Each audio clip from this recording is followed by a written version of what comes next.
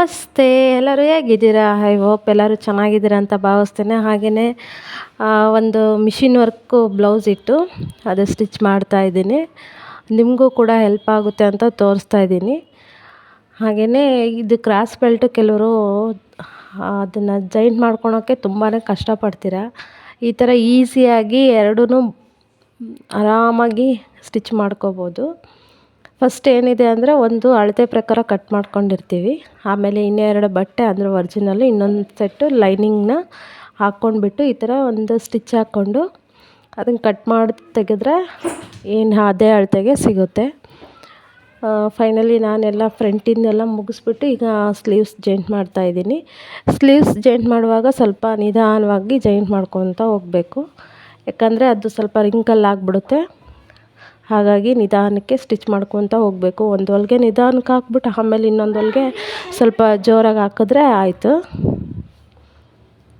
ಈ ಥರ ನಿಧಾನವಾಗಿ ಏನು ಮಧ್ಯದ್ದು ವರ್ಕ್ ಇರುತ್ತಲ್ಲ ಅದು ಕರೆಕ್ಟಾಗಿ ಮಧ್ಯಕ್ಕೆ ಬರಬೇಕು.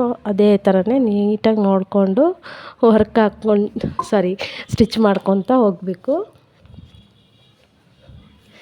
ನಾನು ಎಷ್ಟೇ ಬ್ಯುಸಿ ಇದ್ರೂ ಫೈನಲಿ ಬ್ಲೌಸ್ ರೆಡಿ ಮಾಡಬೇಕಾದ್ರೆ ಒಂದು ಸ್ವಲ್ಪ ನಿಧಾನವಾಗಿ ರೆಡಿ ಮಾಡ್ತೀನಿ. ಯಾಕಂದರೆ ಹೊಲಿಗೆ ನೀಟಾಗಿ ಕೂತಿಲ್ಲ ಅಂದರೆ ಹಾಕೋದು ಬಿಚ್ಚೋದು, ಫಿಟ್ಟಿಂಗ್ ನೀಟಾಗಿ ಕುಂತಿಲ್ಲ ಅಂದರೆ ಮತ್ತೆ ರಿಪೇರಿ ಮಾಡೋದು ಅದೆಲ್ಲ ಸುಮ್ಮನೆ ಟೆನ್ಷನ್ ಆಗುತ್ತೆ. ಹಾಗಾಗಿ ಫೈನಲಿ ಬ್ಲೌಸ್ ರೆಡಿಯಾಗಿದೆ.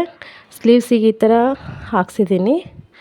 ಫ್ರಂಟಿಗೆ ಈ ಥರ ಒಂದು ಸೈಡು ವರ್ಕ್ ಬರುತ್ತೆ, ಇನ್ನೊಂದು ಸೈಡು ಪೈಪಿಂಗ್ ಮಾಡ್ಕೋಬೇಕು.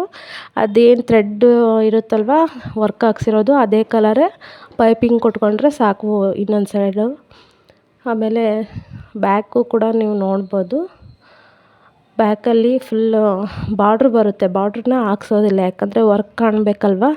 ಹಾಗಾಗಿ ಬಾರ್ಡ್ರನ್ನ ಹಾಕ್ಸೋದಿಲ್ಲ, ಜಸ್ಟ್ ಬರೀ ವರ್ಕ್ ಹಾಕ್ಸ್ತೀವಿ ಅಷ್ಟೇ.